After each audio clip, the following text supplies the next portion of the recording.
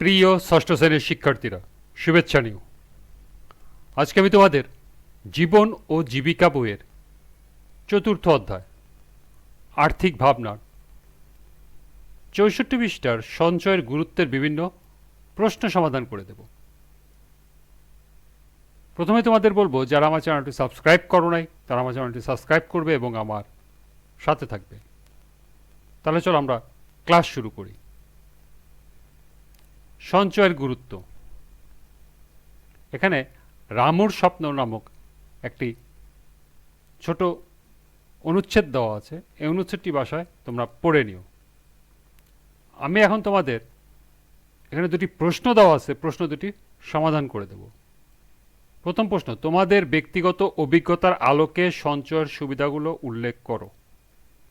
দ্বিতীয় প্রশ্ন, সঞ্চয় না করলে কী ধরনের সমস্যা হতে পারে বলে তোমরা মনে করো। তাহলে চলো এখন আমরা প্রশ্ন দুটির সমাধান দেখে নিই।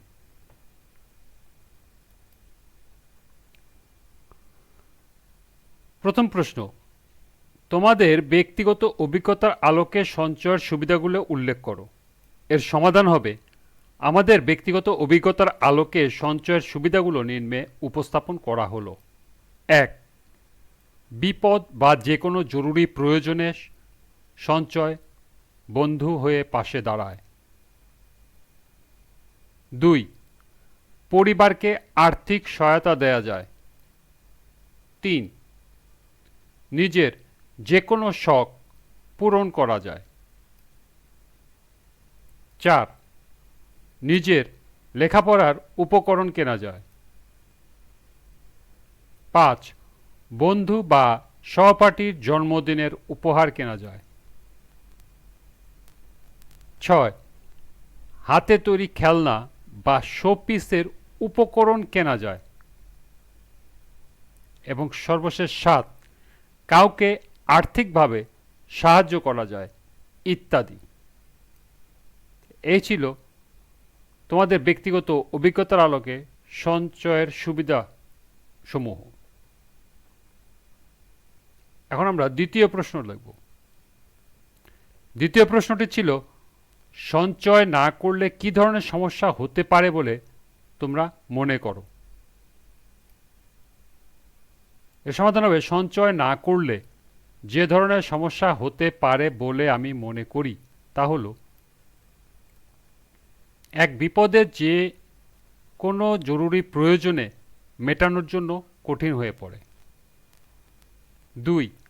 পরিবারকে আর্থিকভাবে কোনো সহায়তা করা যায় না। ৩. নিজের কোনো শখ পূরণ করা কঠিন হয়ে পড়ে। ৪. নিজের লেখাপড়ার উপকরণ কেনার জন্য মা বাবাকে বলতে হয়। ৫. বন্ধু বা সহপাঠীর জন্মদিনের উপহার কেনার জন্য মা বাবাকে বলতে হয়। ৬.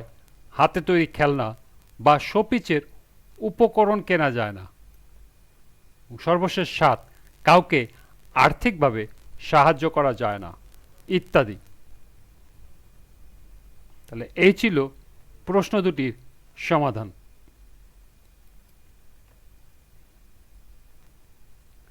এরপরে তোমরা এই লেখাগুলো বাসায় পড়ে নিও।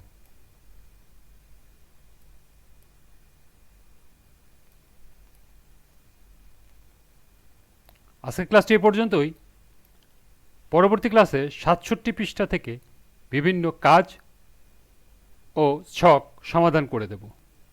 সবাইকে আবারও বলছি, যারা আমার চ্যানেলটি সাবস্ক্রাইব করো নাই তারা আমার চ্যানেলটি সাবস্ক্রাইব করবে এবং আমার সাথে থাকবে। সবাইকে আবারও শুভেচ্ছা জানিয়ে আজকের মতো আমি এখানেই বিদায় নিচ্ছি। আল্লাহ হাফেজ।